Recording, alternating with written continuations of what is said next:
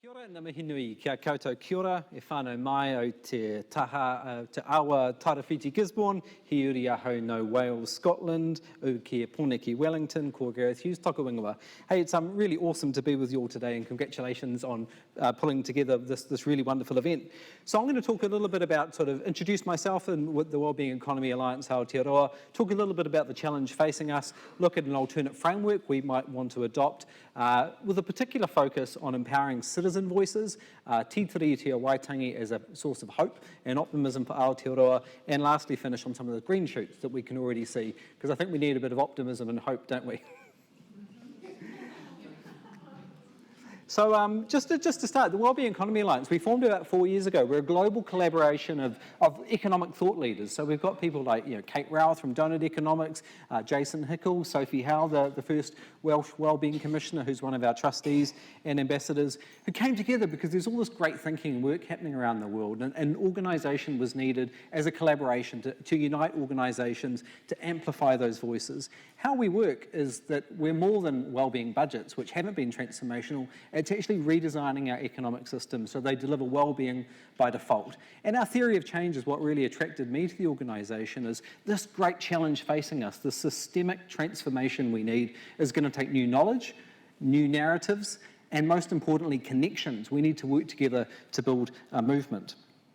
So to quickly introduce myself, I mean, my first economic memory growing up in Gisborne in the 1980s was actually of contraction and degrowth. Dad lost his job with the freezing works alongside 900 other men in the neoliberal Rogernomics revolution. I still remember the night when Mum's budget was slashed and the mother of all budgets under Ruth Richardson. This happened under a growth economy that put growth as the premise, the primacy that we were focused on. So, we're already seeing in a growth mindset, genuine pain, and actually we now see, young New Zealanders are predicted to be worse off than their parents' generation.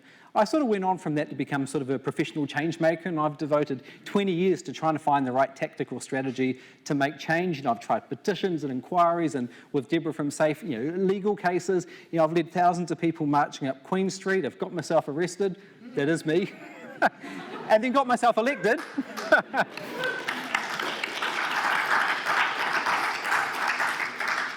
And there, I passed laws and amendments and negotiated with ministers and prime ministers. And if I was frank, in 2020, I was feeling a little bit burnt out and cynical that even with an MMP majority government, a government that was speaking about transformation, we weren't seeing it. So I said, bugger this, I'm going to go to a conservation island and live by myself. And got involved in hands-on conservation work, hands-on food security work. And there I wrote a biography of Jeanette Fitzsimons, who's been referenced today. And I put this slide up too because it's a reminder that many of the ideas we're talking about today aren't new. Things like limits to growth 50 years ago last year, or the world's first ecologically focused political party, the Values Party, are ideas that we've been talking about for more than 5 decades now. The challenges of growth, GDP is a false measure, and how we actively need to protect our environment. And Molly Mellish is here from that generation too, who I'd like to acknowledge.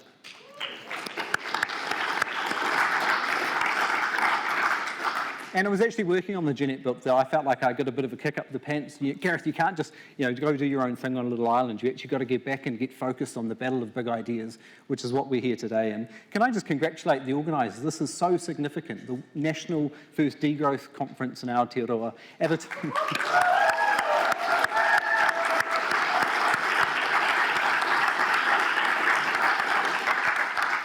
So this is basically the big story of the last 100 years, right? On one side, relentless economic growth, and governments for decades now have placed this as the most important issue facing us. It was interesting, back in the values days, people talked about National and Labour as the concrete party, because both of them agreed their job was to pour more concrete, more hydro dams, more motorways.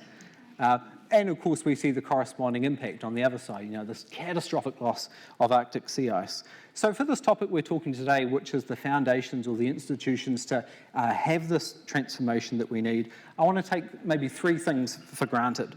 The first is that we need an urgent transformation, and I think that's clear when Catherine talked about the Stockholm Resiliency Centres, 6 of 9 planetary boundaries missed. The fact the IPCC is now screaming this, they actually say climate resilient societies requires transformational and deep systemic change. I think the second thing we need to take for granted is that the current growth system isn't delivering for the long term. And I think it's pretty apparent, right? We can see it in Wellington sewage, we can see it in the fifth highest per capita emissions in the developed world, we can see it in persistent poverty, persistent disadvantage, which the Productivity Commission so fulsomely reported in the Fair Chance for All, an epidemic of loneliness, an epidemic of what David Graeber calls bullshit jobs, which maybe it could be as high as 30 to 40% of all employment. And the third thing is that the current governance structures are not working to resolve what's called all these things coming together, which is the polycrisis.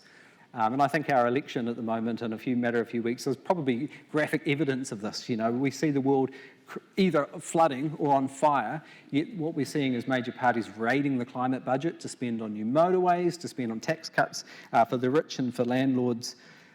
We also see a knowledge gap as well. There was a recent survey, I was pretty heartened at the beginning of the year where we saw climate change be the number 2 most important issue for New Zealand voters. Sadly, it's well down the list now.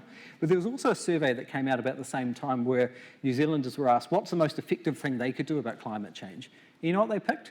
Recycling. It's probably like 56 down. It's important, but it's probably not the most important thing we should be doing for climate change. So there's a gap between the urgency and the awareness. And I think it's hard, right, because we don't seem to have the space in our society or our politics or our media to have these big debates.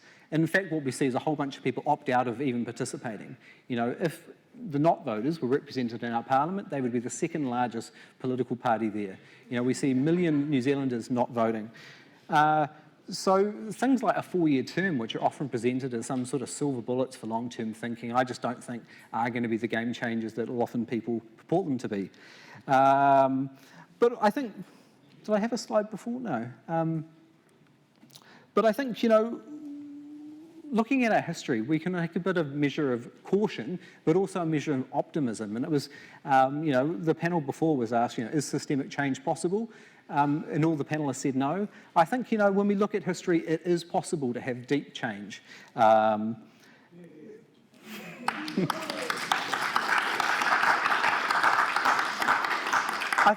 I think the cautious message is that when change is led by financial elites, ran through Parliament, what was called the fastest lawmaker in the West, under urgency, and caused such pain and suffering in the 80s, like my whānau experienced, that's bad, and we've seen deep generational scars.